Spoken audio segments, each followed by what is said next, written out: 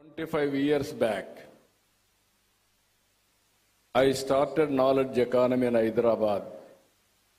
Infrastructure, knowledge economy, IT, biotechnology, pharma, everything we started. Now I am starting with zero or minus. But with the Government of India support recently, Madam, I am very happy. ఈ stage నుంచి మీరు పోలవరం ఏ విధంగా restructure చేశారని నేను చూశాను. ఆశ వదులుకున్న పోలవరాన్ని మళ్ళీ diaphragm వాళ్ళు కూడా కొత్త మీరు ఏమాత్రం కాంప్రమైజ్ కాకుండా మీరు డ్యామేజ్ అయ్యింది. దీనివల్ల భవిష్యత్తులో చాలా సమస్యలుంటాయి. అదనంగా డబ్బులైనా పర్వాలేదు అంటే దగ్గర 400 కోట్లతో ఒక డయాఫామ్ వాళ్ళు కట్టి దాన్ని రిపేర్ చేస్తే 200-300 కోట్లు అవుతుందంటే కాదు, కొత్తగా వెళ్ళమని అదనంగా 1000 కోట్ల రూపాయలు శాంక్షన్ చేసి ఆ ప్రాజెక్టును పూర్తి చేసే బాధ్యత తీసుకున్నారు. I'm assuring you by 2027 before March we wanted to complete the project and we want to dedicate to the nation. That is our commitment. We're working. 2028కి మీ అందరి సహకారంతో అమరావతి ఒక స్థాయికి వస్తుంది. ఇంకొక పక్కన విశాఖపట్నం స్టీల్ ప్లాంట్. ఎన్నో ఉద్యమాలు జరిగాయి. విశాఖ ఉక్కు ఆంధ్రుల హక్కుని ఉద్యమాలు చేసి ప్రాణ త్యాగాలు చేసి ఆ ప్రాజెక్టు సాధించుకుంటే ఇటీవలది సిక్ అయ్యే పరిస్థితి వచ్చింది. ప్రైవేటైజేషన్కు పరిస్థితి. ఆ సందర్భంలో తెలుగు ప్రజల యొక్క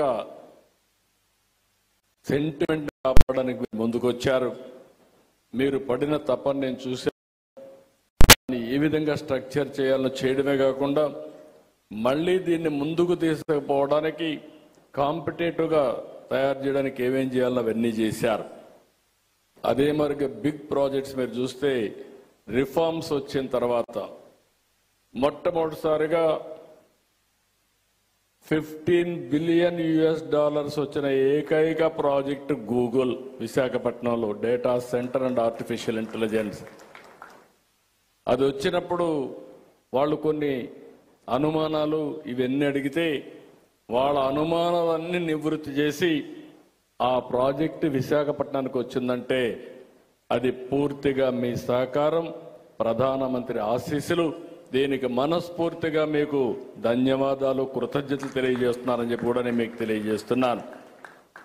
ఇది కాకుండా ఆల్వేస్, ఎందుకంటే మీరు చేసే ఈ అభివృద్ధిలో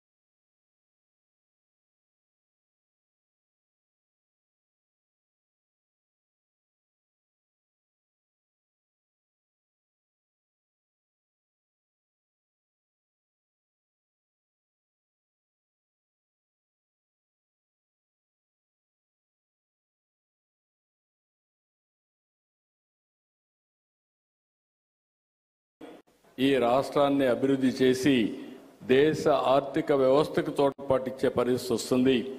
దీనికి సహకరించవలసిందిగా మేడం గారిని కోరుతున్నా.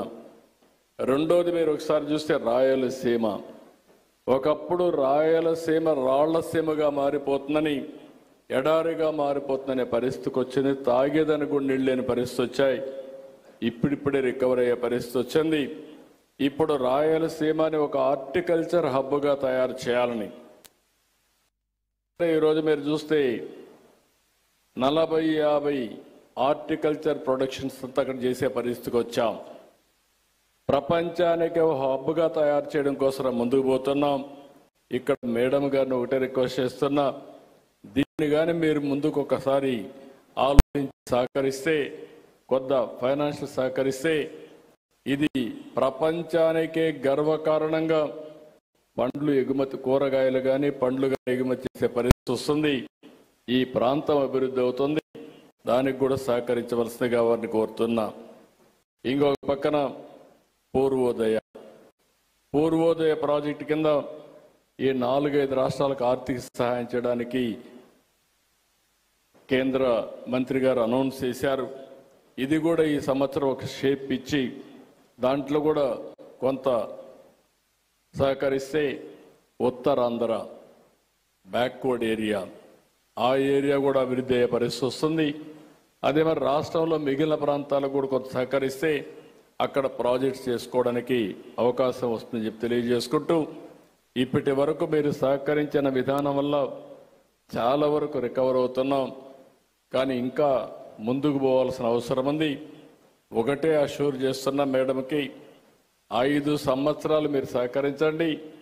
తర్వాత నిలదొక్కోవడమే కాకుండా ఈ దేశంలో ప్రగతికి ఆంధ్రప్రదేశ్ రాష్ట్రం పూర్తిగా ఒక బ్యాక్ బోన్గా తయారు చేసే బాధ్యత ఈ రాష్ట్రం తీసుకుంటామని చెప్పి హామీ ఇస్తూ, అందుకనే మరొకసారి మనస్ఫూర్తిగా వినతిస్తున్నా.